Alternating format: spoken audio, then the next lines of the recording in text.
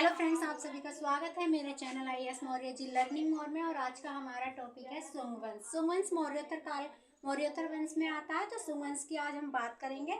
सुंग डायनेस्टी की बात करेंगे तो 185 से 175 BC मौर्य काल का टाइम पीरियड है ये। देखिए, सुंग वंश की बात करें तो सुंग वंश का जो संस्थापक था वो पुष्यमित्र सुंग था। और आज हम पुष्यमित्र सुंग के उत्तराधिकारी के बारे में बात करेंगे। मैंने कल भी आपको बताया था, अग्निमित्र जो है इनके उत्तराधिकारी हैं। अग्निमित्र का जो कार्यकाल रहा है वो 149 से 141 BC रहा है। और इन्होंने ही विदिशा को दूसरी राजधानी बनाया है। किसने? अग्निमित्र ने विदिशा को दूसरी राजधानी बनाया है।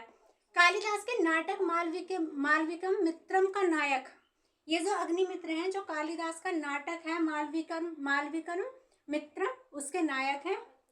अगर हम वासुमित्र की बात करें, वासुमित्र कौन है? जो पवनों को पराजित किया था। जिसने किसे पवनों को पराजित किया था वो है वासुमित्र।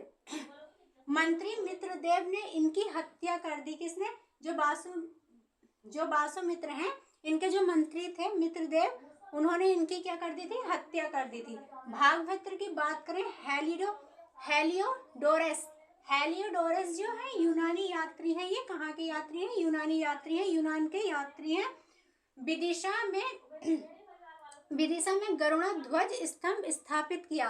किसने स्थापित किया? इन्होंने, हेलियोडोरस ने। कहाँ के वो है? ये राजदूत यूनानी के हैं। विदिशा में गरुड़ ध्वज स्तंभ स्थापित किया था इन्होंने। और क्या है? विदिशा वेसनगर, इसका विदिशा का एक जो है गांव है, छोटा सा। देखिए, इसके बाद बात करेंगे हम देवभूति के बारे में। देवभूति का जो कार्यकाल रहा है वो 83 से 73 से 75 के बीच में रहा है।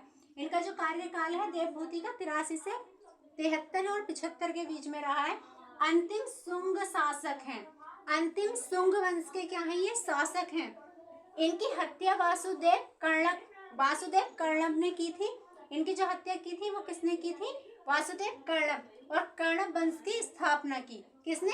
वासुदेव कर्णब ने इनकी हत्या कर दी। अंतिम जो शासक इनके सुंग वंश के अंतिम शासक देवभूति थे, उनकी हत्या कर दी और वासुदेव ने कर्णब वंश की स्थापना की। प्रशासनिक व्यवस्था की बात करें, एडमिनिस्ट्रेटिव सिस्टम की बात करें हम, तो राज्य 8 प्रांतों में विभाजित हुआ है। 8 प्रांतों में विभाजित किया था इसे प्रशासनिक व्यवस्था में। और देखिए क्या है, 2 राजधानियां इन्होंने क्या करा है? वासुदेव कर्णक ने क्या करा है? 2 राजधानियां बनाई है। पाटलिपुत्र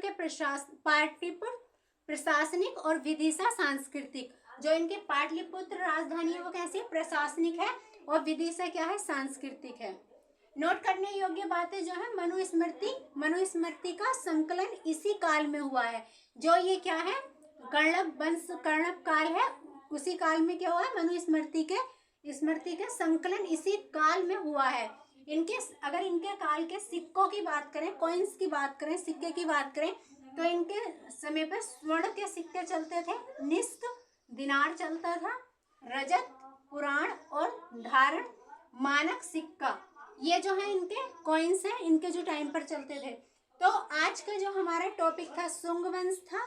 सुंग और सुंग वंश के बाद जो आगे को आएगा वो है कर्णब वंश। कर्णब वंश के बारे में हम कल बात करेंगे। आज की वीडियो में सिर्फ इतना ही। तब तक के लिए धन्यवाद।